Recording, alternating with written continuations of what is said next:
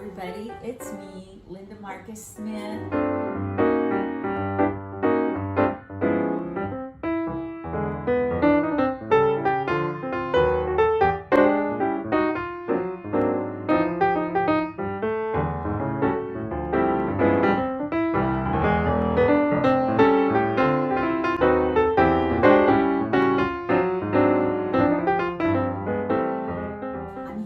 Somebody I've met recently, and I'm having a blast getting to know her, and I want you guys to get to know her. She's amazeballs. Hello. This is Tarah Buchanan, everybody. Say hi again. Hello, my name is Tarah Buchanan. Tara like Tarzan, because I'm a wild woman. So. She's the best.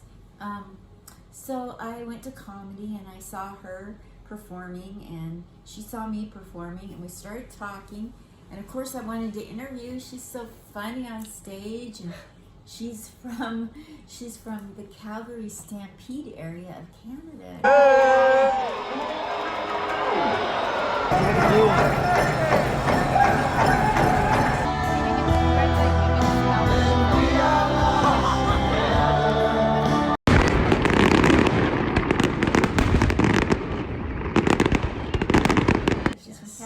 We have the Stampede out there.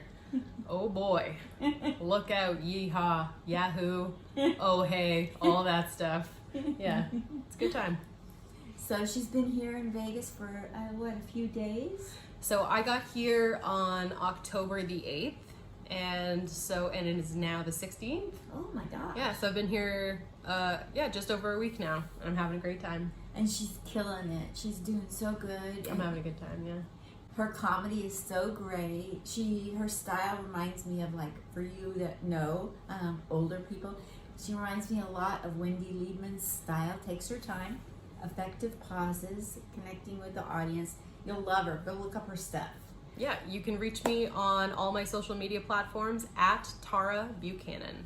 So, I guess what I want to do is my normal interview, but we've already talked. Let's be clear. All day we've been talking and just getting to know each other, and it's been a blast. Yeah, you wouldn't think that we'd have a lot to talk about because there's a huge age. I'm so much older. Let's get real. A little bit. It's like one or two, couple of. It's a bit. Decades. Yeah, I just But I feel like we've, we have so much in common. There's so many parallels that it's like, yeah, it's interesting how similar we are, even though there is a bit of an age difference between us. So yeah, we have similar values in how people should be treated. And we even went to church today. Love of God, it'll teach you not only how to love other people, but it'll set you a standard for how you make other people love you. We went to all black church. In an all-black church is awesome. We're two white women, but don't tell anyone. I don't know if you noticed. I don't think they noticed. Yeah, I don't think. Oh, wilderness has been, and I've been through too much hell and high water to miss what God has for me. They were very welcoming and very lovely, yeah. Yes, it was awesome. Yeah.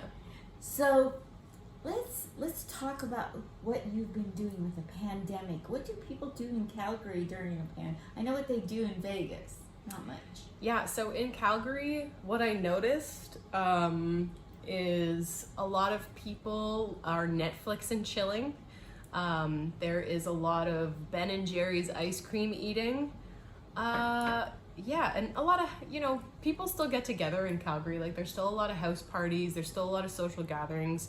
Some people are cautious, more cautious than others, but there's a mixed bag. Like, there's all types of people in Calgary handling it in different ways.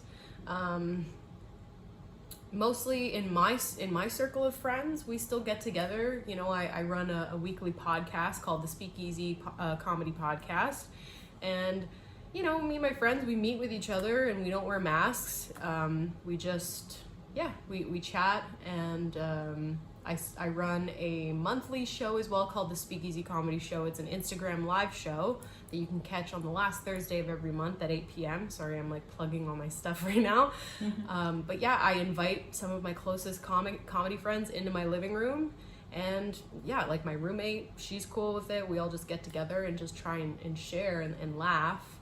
and make some good memories, you know, because life hasn't stopped. If anything, it's like really time to go. It's time to live life to the fullest, man. So yeah, that's kind of where I'm at. And that's kind of what we have in common, is that we both, with the pandemic, we both dug our heels in trying to make things happen for other people and for ourselves to stay afloat. Yeah, and that's worked well. definitely. Just doing that. So I always like, I'm older and I get it. I hear it a lot. I understand I'm older. Have I mentioned this? Oh my gosh. So beautiful. Yeah, being older, I like to do things like an old person. So I would like to go into like when you grew up, were you always funny, or did you hold it all in until you were 13? Did you become, what happened to you? I don't know. Okay, that's a good question. So there was a movie that came out called Home Alone, and there was this certain type of recording device that Macaulay Culkin uses in it called a Talkboy tape recorder. But then they made this actual tape recorder, and they sold it like hotcakes after this movie came out. Kids were getting it for Christmas and for their birthdays and stuff. But mine was a Talk Girl tape recorder. No way. And yeah, so I would just like follow people around trying to interview them. We also had like a camcorder growing up, like one of those really old ones you could like face towards yourself. But then like late 90s, you could like turn the screen around and like watch what you were doing. That's mind blowing. Yeah, I know. So that was huge. It was a huge deal, and we loved making videos on those. We would like, especially in elementary school, my friends would come over and we would try and make a video of like our school presentation, and it would be us just being goofy, trying to like teach people about John A. Macdonald, which is the first Prime Minister of Canada. A Prime Minister is kind of like our king. I know you guys have Elvis down here. I've been doing that joke on stage and people actually like it. Or your king. I'm not sure what you guys have down here. Elvis, right? Our Prime Minister, which is kind of like our king. You guys have Elvis down here, I think. But I know you guys have Elvis down here. Which I'm just like, oh, great. Elvis is not too hacky. Okay, cool. No, nobody thinks of it. Yeah. Like, that's good. Yeah, it went over really well every time you did that. I'm glad. So yeah, just like always trying to interview people. I had like a tape recorder, a camcorder, and I'm just like, let me, especially my sister. And I was telling you about my sister. She's one of my biggest critics. In a loving, sisterly kind of way, let's just put it that way. But she's tough, right? So I would go to interview her and she'd be like, this interview is very boring and I'm very important, so get to a better question, so she was always like, had high standards for me, and that's kind of where it started, just as a little kid, just goofing around. Yeah. So you've been doing this since forever. Yeah, like I've always been like this. And you're funny, and so your sister might not have encouraged your funny, or she helped it hone it because she was noticing any hole that needed to be filled up. Yeah, so her and I have different dads, so we had very different upbringings. So her dad like lived in the city and had more money than my dad. So she would like, she'd go to her dad's house on the weekend. She'd go shopping with her stepmom. She'd look at magazines and fashion and getting her nails done and all this. Meanwhile, she comes home to me and I'm just like, hey, can I tape record you? She's like, ugh, get away from me. You're so weird. Go play by yourself. I'm like, I will go play by myself. I like that. That's one of my favorite thing to do. I'll go hide under a table and pretend that it's my fort or castle. So she's a big reason. She's a huge influence, especially with music. Like she brought hip hop music to me because she would go off into the city and she had all different friends, and she'd bring home like the first CD player I ever saw was one that she brought home. Just huge influence with especially like R&B music and hip hop music. Like she brought home like a Destiny's Child CD, and I was just like, what is this magical music? I was just like, yes, I can't even do the song. What's one of their songs? Just like, I'm trying to say I don't want no scrubs. That is not Destiny's Child. That's TLC, but you understand. But yeah, my brothers too. I can't leave them out. They're a huge influence on me. The oldest is 7 years older than me, and then my youngest brother is 3 years younger than me, and all of them have been huge influences on my comedy, what I find funny, things I'm interested in. Yeah. So would you say that your family and people at school, like students and teachers, always thought you were funny? My friends definitely thought I was funny. They hung out with me because I would make them laugh. That's for sure. But like I was funny to a fault. Like I was annoying. Like I would get in trouble for talking. I probably had ADD growing up. Like I did. Like I would just tap my feet on the ground in like a fashion like that was it was like a pattern. It was like, and I would see how like fast I could go, and my people sitting next to me are like, "You think we can't hear that, Tara?" Like that's so annoying. And I'm like, "I'm sorry, I'm just like really into this math equation or whatever." Yeah, so my teachers my teachers have always been so amazing to me. Some people I want to shout out to actually are like Mrs. Longstreet, Miss Weir, Mr. Molson. You guys, I remember you guys so much because Miss Longstreet was a huge influence on trying to get me to use my voice, trying to sing. I was in school plays, like in elementary school. Miss Weir was mean to me, so mean, but she introduced me to the Beatles. So Hey. she was, you know what? She was mean. She was firm but fair. She was firm but fair. She was never mean for no reason. And then Mr. Molson was one of my favorite high school teachers, and he just like cared. He could see something in me.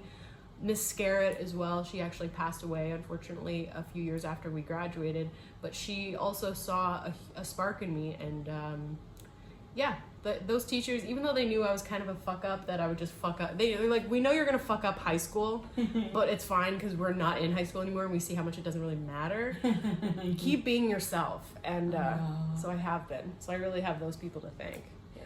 So what were some of your interests and classes that you excelled really well in school and in life? Yeah. So great question. Thank you. Art. First time I asked it. Yeah. Yeah, it's just like you're great at asking questions.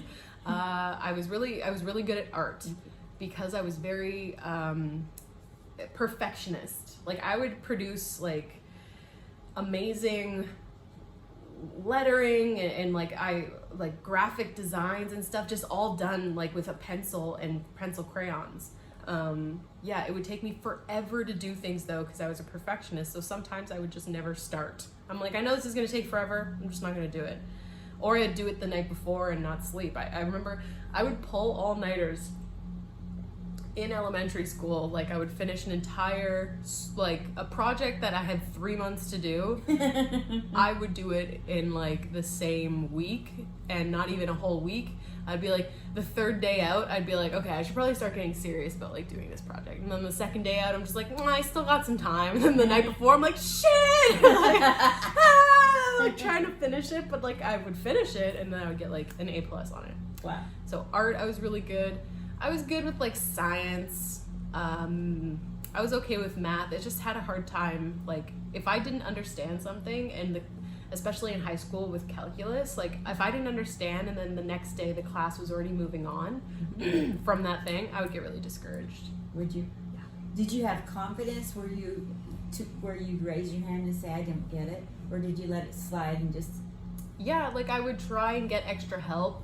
But sometimes the teachers didn't really care, or they could already see that I was like failing, and they would just be like, it doesn't matter, you're failing this class, like just don't try. I don't know, it's not that they said that to me, they were just kind of like, no, it's gonna take so much work, you've already missed so many classes, like no, I don't want to help you. And I get that. I would kind of get, like, you understand, but also at the same time you're like, maybe do your job. Totally. Yeah, I don't know, maybe try whatever, no child left behind, come on. No, I mean, I had some great teachers that were really great to me, so I don't mind about the ones that were just, everyone has their own stuff. Yes. So the subjects that really mattered to me, I had great teachers in. Yeah. What were a couple subjects that you just really loved?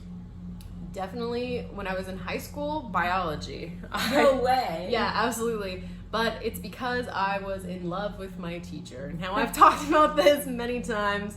I may have already mentioned his name. I may not have. It doesn't matter. Rewind if you want to hear. I'm not going to totally blow him up. But he just really could tell that I was smart, but that I was going through a lot. Because when I was in high school, my parents had already been separated for like 4 or 5 years.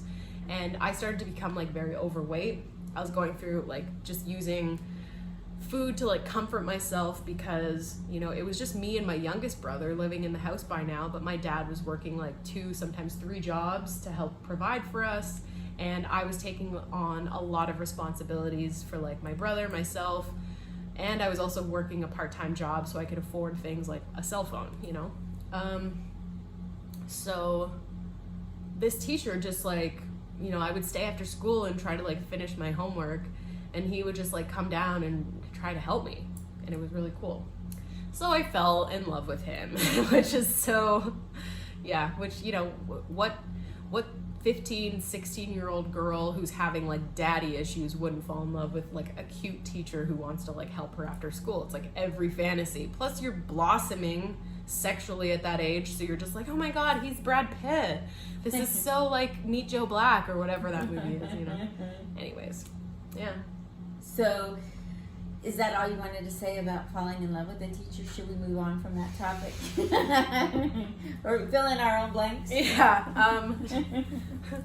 I guess, like, what else do you want me to... Did we ever hook up? No. He knew. That's the thing. And I knew he knew because I told everyone in my grade about it. Because I'm like, this doesn't matter. But, like, secretly I totally wanted him to know. Because I'm like, he loves me too. Like, just so... I will say this about him.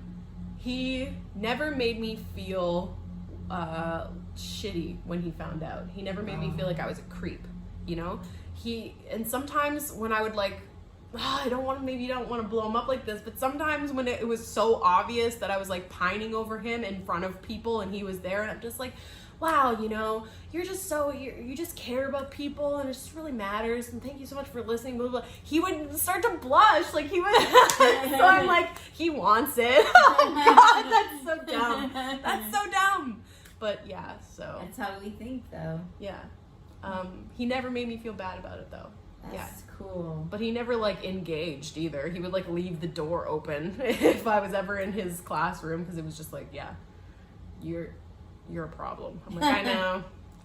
So. But when I fall in love, I fall hard. What can I say? It started early. Yeah. So, you have a lot of stage presence, so did you get trained in being on stage? Yeah, shouts out to Miss Longstreet, one of my elementary school teachers, because she always encouraged me to be in the choir, to be in the chorus, to try out for things, and I ended up getting a lead in the grade 8, like that was the highest grade in elementary school.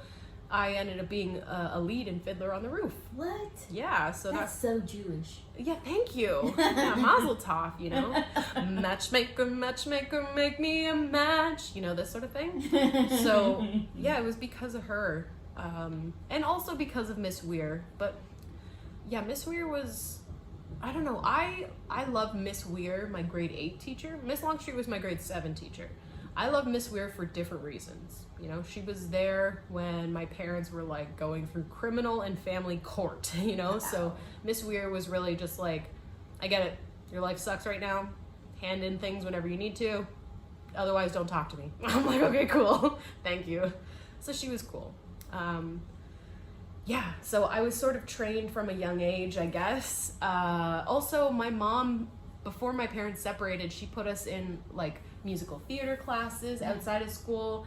vocals classes, jazz classes. So yeah, I learned how to be on stage from like a really young age.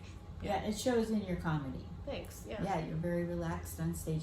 I had to travel the country to get to that level. Oh wow, yeah. You know, so mine's like dive bars across the country.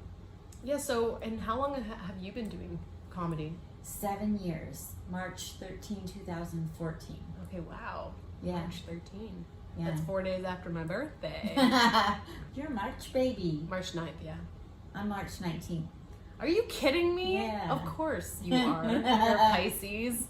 Us Pisces just hanging out together. When you were talking about your life, it was like talking about my life. Really? Yeah. I was sitting here going, and I'm like, oh my gosh, if she only knew that's my life. No wonder. Wow, that is so cool. That is so cool. Yeah.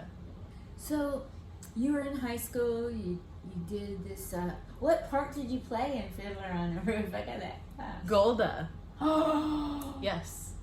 They had to do like makeup and hair, and you had to be bulkier. I was a overweight child, so I was perfect for the role. I just made that connection now. I was the lead because I was fat. That's great. Wow, being fat got me somewhere. That's awesome. Because man, it never felt that way. You know, it always felt like it held me back. But yeah, I played Golda, and it was the best. It was the coolest. I loved being in those plays in elementary school. They were always big productions. Like, our teachers did such a good job at putting on these awesome productions. We just took it for granted. We're like, all schools are like this. No, we had some amazing drama teachers that like banded together. Miss Armstrong, Miss Longstreet, Miss Daybott, Miss Weir. They all just, Miss McPhee, they would all band together, these women, and just like work together to put on this production with these snot-nosed kids. Good job, ladies. Yeah. So you get trained, and you intimated with me when we were out talking today that you sing. So where did singing enter into your life? Well, I remember singing like Brown Eyed Girl, driving in the car with my mom, with my sister and brother in the back seat. And yeah, just like I was always encouraged to sing. Like, my mom noticed that I could sing, and then also once my mom and my dad separated, my dad got custody of us. And one of the best ways for like me to cope with what was going on, like, because I didn't have my dad, like, my dad had custody of us. We didn't want to see my mom because it was just a whole big thing. And the best way for me to deal with that was to sing. So my dad had like Faith Hill, Amanda Marshall, who else? It's just so many like Alanis Morissette, Sarah McLachlan. He had all these CDs, and he would just let me put one in after the other wherever we were driving, if we're going to like hockey or whatever. He would just let me like sing my heart out. He would just let me, you know, let me. Maybe that sounds strange, but my dad never made me feel like my singing was annoying. Wow. Ever. That's a beautiful thing. That's precious. It is precious. I'm so grateful to him for accepting me for that. It's like the biggest connection that my dad and I have, I think, is my voice. I firmly believe that you can't really perform your best where people are holding you down and criticizing you, you know, or hoping the worst, or, you know, always they peg you, oh, you're not any good at the violin. Well, you're not going to get better, you know, like, this is the childhood I was raised in, and that's why, you know, like, I went overboard as a mother. That's why I care about people so much, because I had such a negative thing growing up. Yeah, and you're bound to go the opposite direction, right? Yeah. Yeah, and then as you're growing up and you end up raising yourself, you're just like calibrating. Yeah. I'm just like too far this way, okay, too far this way, okay, maybe we swing not so close and not so much, and then like hopefully you find like a happy medium, like a balance. Yes. I know exactly, I can relate exactly to what you're saying. Like, the people who are supposed to care about you the most are the ones who are like the hardest on you, or they put you down the most. And I really, when I see that in people, my friends around me are dealing with that, or even I'm dealing with that, sometimes you just have to know that you're the best. You just have to know, and just even if it's you're faking it, because that idea, that little seed, if you just keep watering it, it grows. And I know that's kind of a cliche, but the only time my life ever got better was when I started to say, I am the best. I can do this. Yes, I can do comedy. Yes, I can go to Las Vegas. Yes, I can lose 100 pounds. I lost 100 pounds. I know, and it sucks because some people don't have that baseline confidence. I'm lucky my parents are who they are and were who they were. For all their faults and all their, imperfections, I'm lucky. I really am. My mother always told me, no one gets to put their hands on you ever. And my dad always told me, whatever someone negative says something to you, let it roll off you. Yeah. So you're in high school and you get out of high school. I don't know how many, I'm not going to ask your age, but you've been out of high school, I would guess a year or two now. And, Yeah, totally. And what has happened in your life since high school? Take me out of high school, how the transition leaving high school, and anything that happened till now. I want to have you explain that to me. So when I graduated high school, I was 19 because I did another year because I failed some classes. And I got all my credits. Yeah. Yeah, because I just there were some classes I just didn't want to be there. And, but I got all my credits, and I was 260 pounds. I was 100 pounds heavier than I am right now. And because I was just, using food to comfort myself. My dad and I weren't getting along. I was under a lot of stress. I was working. I was also taking care of things that it's good that a 16-year-old is working part-time and buying her own toiletries and food and things like this, and had my own money to go do my extracurriculars, but I was also dealing with a lot of emotional problems too, so it was very tough. So when I was 19, I decided to move out of my dad's place, and I moved to London, Ontario, into my uncle's house, my dad's brother. And I lived with my cousins. My cousins were my best friends. They were my safe haven. We always got along. They never judged me for being overweight. They loved me no matter what. I asked my cousin Astrid one time, so my two girl cousins are Astrid and Talvi. Okay. Astrid's a year older than me, Talvi's a year younger. And I'm like, Astrid, why do you like me? Because the girls at school don't like me, okay? Because I'm fat, whatever, they judge me, blah, blah, blah. I'm like, how come you like me? Why? And she's like, well, because Tara, you don't act like you're fat. You are cool, you're funny, you're nice, you're a good person. Whatever this thing you think it's a huge big deal, you're fat, whatever, it doesn't matter to me. So I remember that even to this day. Yeah. That's really cool. So are they still a part of your life now? Yeah. It's a little bit tougher now because I live in Alberta, which is on the west coast of Canada, and they live in Ontario, which is in the east. It's a little tougher, but we try to keep in touch over social media. So I love them so much, and they're my best friends, and I'm not going to cry right now. And I know that for whatever differences we have now, I know that they love me unconditionally, and the same for me to them. It's just like my sister. She's my hardest critic. They're also my hardest critics, and they're actually making me a better person in their own way, just by being themselves. So I moved to London, Ontario. When I got there, I lost 100 pounds in 9 months. I started working at a gym called Good Life, and I became a personal trainer. And I transferred from the Good Life in London to Toronto, and I also started working at a Starbucks at the same time because Toronto's an expensive city, so I had 2 jobs. And I was trying to make it work, but also try and have a boyfriend because I was like, I wanted to have a boyfriend now. I'm interested in boys, sure.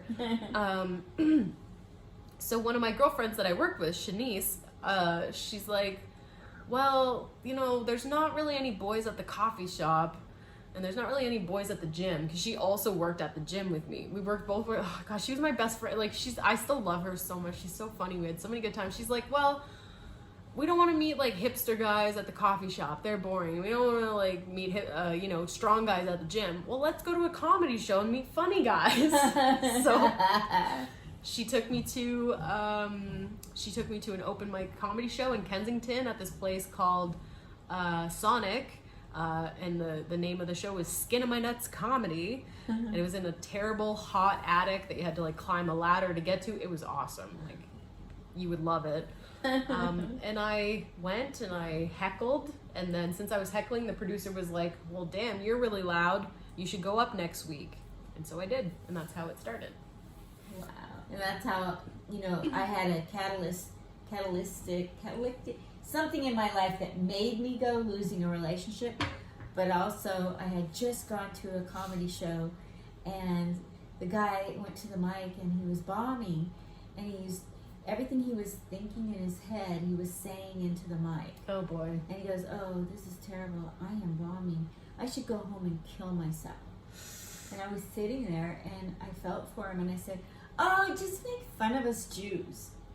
And so the place just busted up laughing. I haven't heard a laugh like that since. Yeah. And then I thought, you know what? At some point, I've just got, if I can do this, I need to go up on stage. So you were a heckler too. I mean, technically, yes. It's like dude. a mirror. It's a mirror. Are you a Pisces? Yeah. That's so funny. Yeah, because I think my heckling enriched the show, okay? I did. And you know you did. I know I did, but anyone else looking at me, especially the producer, would be like, you were just like talking and never do that. But I was doing this type of heckling. I was like, oh yes, honey. That's not heckling. Oh, I've been there. Like, I was doing this and it was making the comic laugh, so it was enriching the show. Whatever, man. You know what? You guys can judge me, whatever. Yeah, so I started doing comedy in Toronto, and I lived in Toronto for 3 years, I think. Yeah. And then I decided to move out west to Calgary and started running shows there. And I've lived in Calgary for almost 5 years. And I run 2 shows and a podcast now. And and so to bring us to Las Vegas, everything with the pandemic was kind of like bumming me out. So back in May, I was like, man, they're getting real like handsy with all these mandates and lockdown rules. Like, it's so boring. Maybe I'll just go down to like a free country. I don't know. USA. Because I think I really have something to offer to the entertainment industry as a comedian and also as a performer in general. So I'm down here. I'm really hoping that something happens, and things have been happening. Things have been happening, Linda. Ever since I got here, magic has been happening. It's been scary because I've been broke the whole time, but I'm used to being broke, okay? We know how to live. We know how to be frugal, okay? Yes, I look like a bag lady sometimes. Judge me if you want to. I don't care. Like, I am good at taking care of myself and staying focused when I have a goal in mind. So I have just been trusting myself and my intuition, and also just putting it in the hands of God. Like, we went to church today, and that young man was just preaching about the grace and glory of God and whatever you believe in, right? Now, I don't even know if I believe in God, but I do believe in positivity, and I do believe in the universe never hands you more than you can handle. You know, everything We talked about that today. Everything is placed in front of you for a reason, and it's just you're always given a choice. You have choices, and you just follow what you think the right choice is. Clear mind, light heart, and just, this is the next thing I gotta do.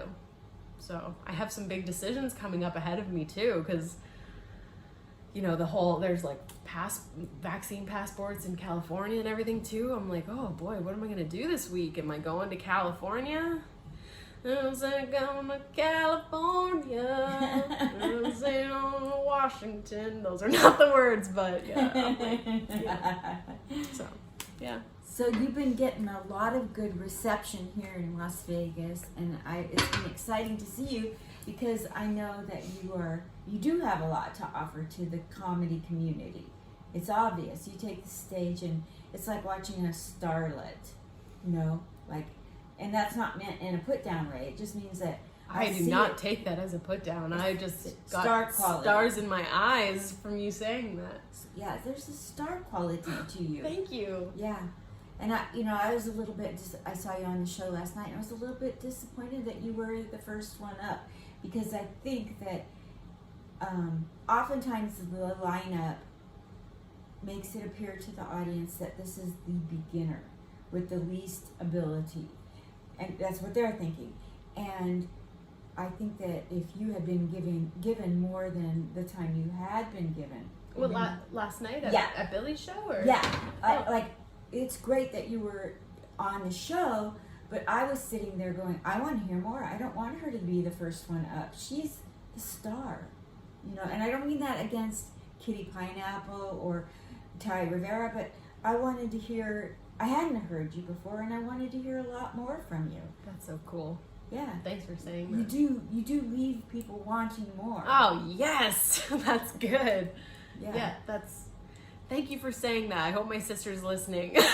She's always like... She's so good. You should see her the way I see her. She's a star, and she connects with everybody in the audience, and she has a fresh take on funny, and there's a star quality. I don't even know how to put it into...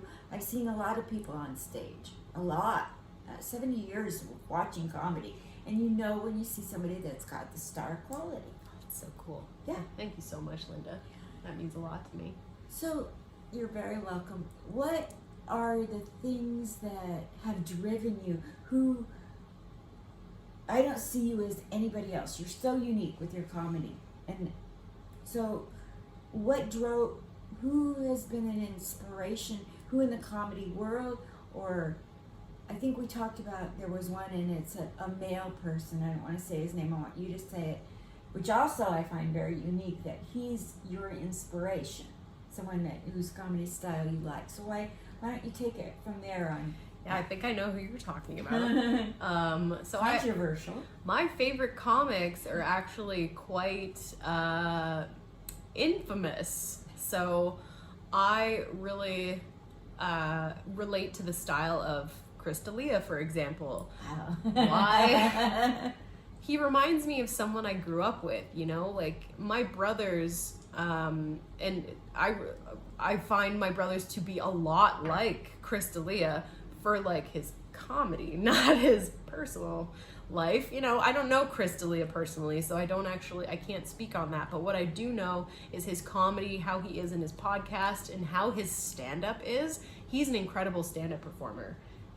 He makes me want more. I'm like, you're leaving? No, like it's over. I'll watch it again. I watch his stuff over and over because his comedy is so good, and he reminds me of a brother. I'm like, man, the way that he rips on people, like the way he jokes around with his friends, the way he dresses, the things he cares about, his neurotic way. I will say this too, the way he is neurotic, exactly like my mother. Wow. Because he's an Italian man, and he's just like, well, I don't know, is it pointing this way, and should I do it like this? But why would it matter that I'm doing it like this? And does it matter to you? Well, I mean, it matters to me because I'm the one drinking the water. Like, he's so like that dude, and I'm just like, oh, he reminds me of my mom. Anyways, so I feel really warm to Chris for that reason, which is not popular because he has a spotted past of underage girls and blah blah blah blah blah. I don't think it's easy to be a famous person whatsoever. I don't think it's easy to be in the public eye is what I mean, because when you screw up, not just so and so knows, everybody knows, and nobody's perfect. But I don't know the guy personally, so it's hard to like have a really informed perspective on what I think about him. So maybe one day if I meet him, that would be really cool. We could talk about it. But someone else who I really look up to, who is probably my number one favorite comic of all time and has really shaped and formed my style, is Louis C.K. which is also not a popular thing to say. You know, he jerks off in front of people over the phone and is just like, yeah, what are you wearing? I don't know. Like, I don't know. I haven't met the guy. I haven't asked him about it, right? But yeah, that's something. But that's his personal life. But what I'll say about his comedy, though, what a talent, his style, his cadence, the things he talks about, the differences that I know he wants to make in society, because wow, are people ever asleep? Are people ever asleep? I was at the Daniel Tosh show last night. This is at the Mirage. I was in the Mirage Theater, so this is at a casino. And people are laughing, and I know Daniel Tosh is a very talented young man. Very talented. I mean, he's older than me, but he's a young man. The people, I'm just like, these people are asleep. The way that they're laughing when he says like pussy or dick or whatever. They're not listening. But and the way that the change that I know Louis would like to see is like, can people wake up? Because you're not dumb just because you're laughing at the pussy or the dick. You're not dumb, but you are asleep. There are a few people in that audience who are taking in the entire show and are just like, yes, I can see the type of message you're trying to convey with that. And yes, that's why this is funny. And they're taking more from it, like a more nutritious sample of what Daniel Tosh or Louis C.K. is talking about. But there's some people, that are just laughing at dicks and farts. I think what Louis really wants is to see a change in the world, especially in his country, the U.S., for people to wake up and want to be a better person. He always talks about wanting to be a better person. Wow. I didn't know that. Yeah. So what is it that what was the passion behind you? I know music and comedy are your passions. You told me that earlier today. What is it that, the nugget that made you go after comedy, go after music? I want to be able to unite multiple camps of thought on something controversial. I want to make, like, in a very simple kind of way to explain it, I want to be able to tell a joke, maybe that has the N-word in it someday, not yet, that makes black and white people laugh, and also be like, oh, see, we don't have to care about racism. Like, oh my god, like, that would be so awesome if I could, like, that's a simple way to describe it. But it's like, I want world peace. So I do too. Yeah, that's the nugget. Wow. So I want world peace, but a microcosm of that is I want peace in my family. My family is just, it's a unit. It has 7 bodies in it that orbit around each other, and I really want that to be a peaceful place, and then I can worry about the world. So what I'm trying to do is make sure that I go after something and I do my very best at it, so I can show them that they can too. And I think that extrapolates. Like, if I do well in my life and my siblings do well in their lives and my parents do well in their lives, well, then they know a bunch of people that I don't even know. And then it's like a pyramid scheme of peace. It's just like they tell 2 people and then those tell 2 people, and it's like MLM. I like that. I was just going to say something like that. Like Amway, it's your downline. Yes. What is something that you have to accomplish in music and in comedy before you get old and kick the bucket like I'm going to do? Let's see here. In comedy, I would like to shake the hands of my heroes. I know they always say don't meet your heroes, blah blah blah, but I would like to shake Louis C.K.'s hand for sure. I don't know if that's gonna happen. Something I know that's gonna happen is I'm gonna meet Chris one day. I will. And I'm gonna try and make sure I think of something memorable to say to him. Be more memorable. Yeah, I'd like to shake Louis C.K.'s hand, say thank you.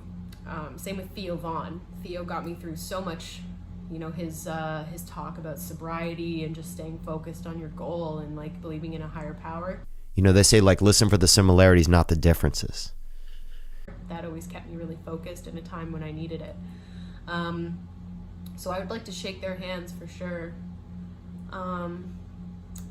But it would be really cool to see my name probably on a marquee. I'd like to see my name on a marquee. I would like to perform at the Comedy Store. I would like to perform at the Comedy Cellar. I would like to go to all the places where these men and women that I've shook their hand, I want to go and perform where they've performed. Yeah, I want to stand on the same stage as these giants. I think that would be great. I don't need to make $1 billion or whatever. I just want to just do it. I just want to do it because a lot of people have told me I can't and think that they can't, and I know that they're wrong. And for music, I would like to be as famous as Celine Dion. That is so cool. So what's your style of music? Are you a singer-songwriter? I write songs, yes. I play the guitar badly, but my voice, I have a good voice, and I really love hip-hop music, R&B music, recently gotten into country music, living out west by the Calgary Stampede. Go. Jumps on! Yeah, all types of music, really. Anything that you can sing. Really, I've also gotten into punk music. I like just sometimes screamo, like screaming music. Like sometimes punk, like No Doubt or Billy Talent, or I don't even know if that's punk anymore. It's like classic rock. Things are always changing, but yeah. I really like singing a cappella too. I love having that perfect pitch and just like letting my voice echo in a good acoustic staircase. And I'll be there just helping you out whenever I can. This sort of thing. Yeah. Yeah, I love to sing a cappella as well. I'm not trained professionally, but sometimes I'll turn on YouTube and I'll look for ballads or great songs, through the ages and just sing along. And sometimes I'll turn on Facebook Live and say, I'm singing with Neil Diamond, and then it's me just singing along. yeah. Just seeing if I can. Well, that's funny. Kitty Pineapple, she actually referred me to this karaoke app today called Mule or Smule. Yeah. And yes, she sent me a video with her voice range, and she has a very amazing range. I would love to do a duet with her sometime, so I'll definitely be doing that soon. Yeah, I'm excited to duet with her. Does she have a large range, high range? What's her range? She speaks in a high range, but she's got a very good, she's doing I don't want to say baritone, I don't know. I've been waiting for so long. Now I'll finally find someone to stand by me. She should be able to sing high and low. Yeah, really. I think she's got an incredible range. 4 octaves or more. Yeah. Right? Mm-hmm. Wow. If you could exchange places with any comedian, male or female, on the planet, living or dead, why and who? Kevin Hart. Why and who? I mean, I know who. Why? Because he works so hard and he has gained it all. And if I worked as hard as he works, I could also gain it all. I feel like my career could be like his if I just keep going. Yeah. Like the confidence you have. Yeah. Thanks. Best and worst things that have happened to you since you've approached comedy and music seriously? Best thing that's happened is I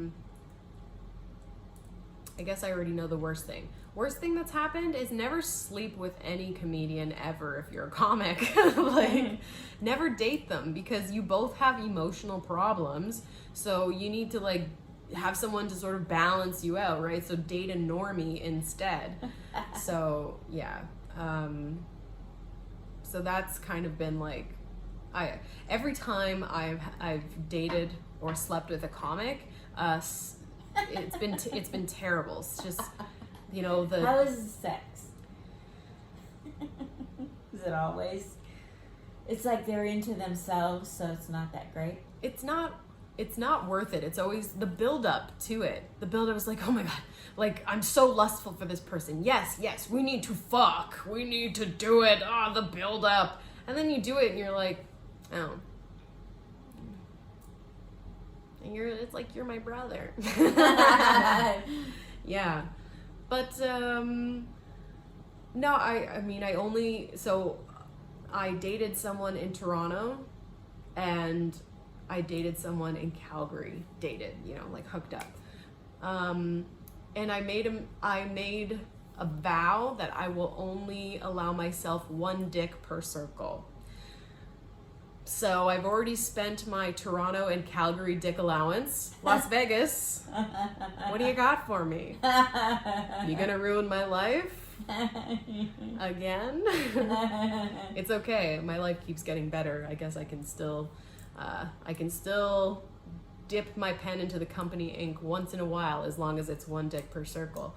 I'm just being silly though. So that's kind of like, yeah, the worst thing is you date a comic, you break up with them, they get bitter, and then you can't get booked. The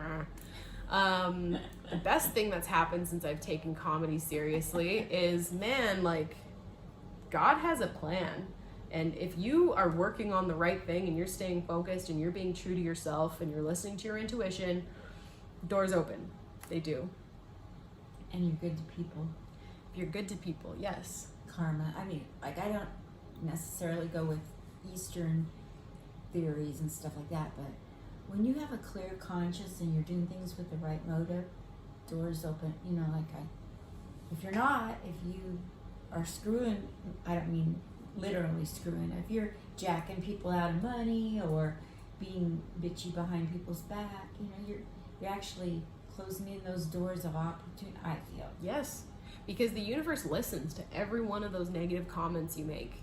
And the universe listens to for every door that you open, that you hold open for someone, for every time you do something and you don't expect anything in return, God or the universe is keeping tabs on that.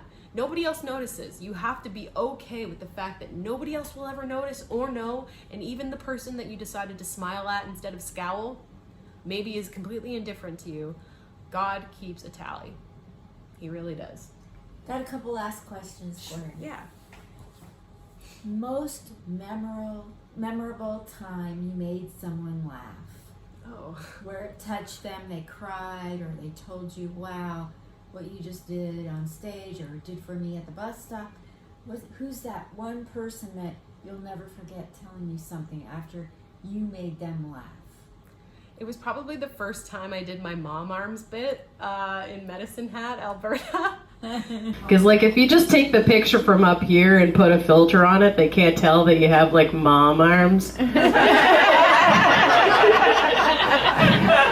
then I did, like, the, bye, sweetie, bye. I'm like, who fucking waves goodbye like this? It's just for the joke, right? Just so you can see it. And a few women came up to me after and they're like, we love that bit.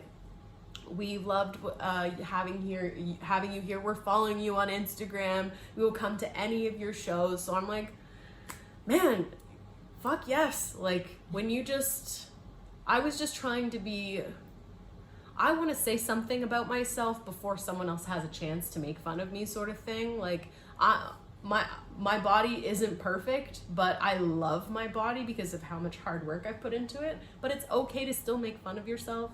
Like, I know that women are going to relate to that. If I go up on stage and try to pretend that I'm perfect and like, oh my God, I'm so hot and like I'm so funny and like I'm the best, I'm not going to relate to people. If I get up there and I'm just like, look at my stretch marks, they're going to be like, fuck yes. So. I get sick and tired of labels and pacifiers that people shove down each other's throats. Like, oh, you could have done better if you just learned to read the crowd. All right, what is reading the crowd? Everybody's got their own opinion. Nobody talks about it. It's just something. When you have arrived where I'm at and you can read the crowd, you'll do better. So what is, to you, Tarah Buchanan, what is reading the crowd? So when I first started doing my Fishbowl comedy show, I opened up with some Indigenous material that walked to audience members. They left because of my content. and the owner received a negative review.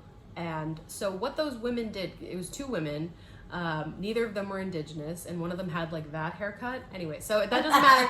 But like they did the polite thing, which was leave a comment instead of heckle me. I'd much rather they do that.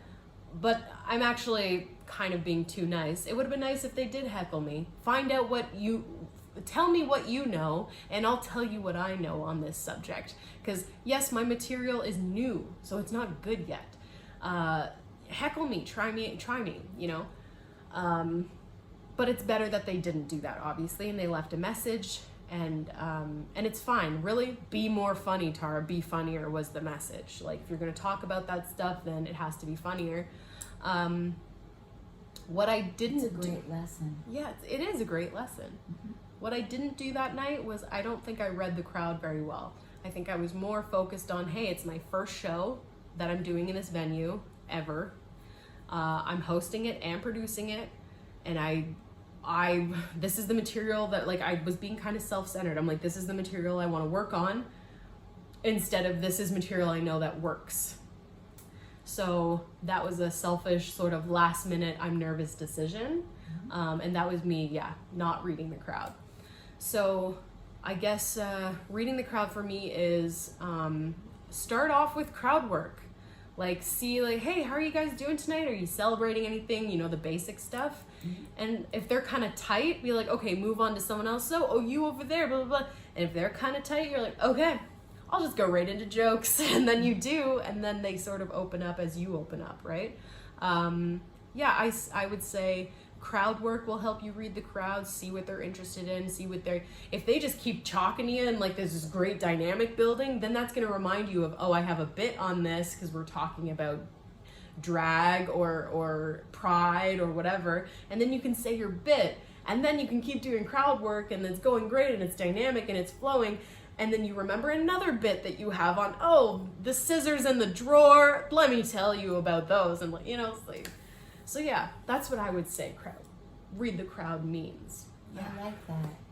We're down near the end of this entire interview, and at the beginning, you put out your social media. Mm-hmm. And so let's go back to your social media as closing, and also any upcoming shows or places where people can buy merchandise. How can they donate to your Cash App, your Venmo, your PayPal, that kind of stuff? Wow, yes, my Venmo. I don't have one of those yet. I'll have to get one. So you can find me on all social media platforms as at Tarah Buchanan, TarahBuchanan. I have a GoFundMe that is called Pay the Comedian. So when you donate to that, you're actually providing money to any of the comics that I book on my Speakeasy comedy, or my Speakeasy show that runs the last Thursday of every month at 8 p.m. And also, so you're providing money for them, and then also any equipment that I might need to make that show even better and increase the production value of it. A Wednesday show called the Fishbowl Comedy Show that runs at Koi, which is at 1011 First Street Southwest in Calgary, Alberta. This is a in-person show, and it's a pay what you think. So if you had a good time at this show, then you just drop some dollars into the buckets at the end of the show. And it's a family-friendly, all-ages show. So wow. Yeah, anyone is welcome, and anyone's welcome to perform too. Wow. So a 10-year-old. Yeah, I've had a 14-year-old on the show before. Wow. Yeah, hopefully someone will come back 10 years from now and be like, Tara, I want to shake your hand. I was on my very first stage because of you, and now, you know, blah, blah, blah. Now we're standing on the same stage and we've made it. Yeah, this sort of thing. Yes. Just like me meeting my idols. I want somebody to kind of, look up to me in that way. That would be so cool to know that I influence someone to become their best self. That would be really cool. Yeah. And you can do it, and you will do it. Yeah. I'm sure you will. You're strong. You are too. Everything that you've been doing, you've run 700 interviews since the start of the pandemic. You've been a busy bee. So Thank you. You've probably changed so many people's lives and helped to give them a platform and speak their mind about how they are feeling about things, and it really matters. So thank you for this. Thank you. Yeah, now you love her. Now follow her, help her career, donate, find out where she's performing, stay in touch with her. She's a doll. Thank you so much for tuning in. Now go put your pants on. Yeah, exactly. Yeah. I've seen what you've been doing. We know. Juicing apples. All right. Peace out. Peace out. Yeah. Bye, guys.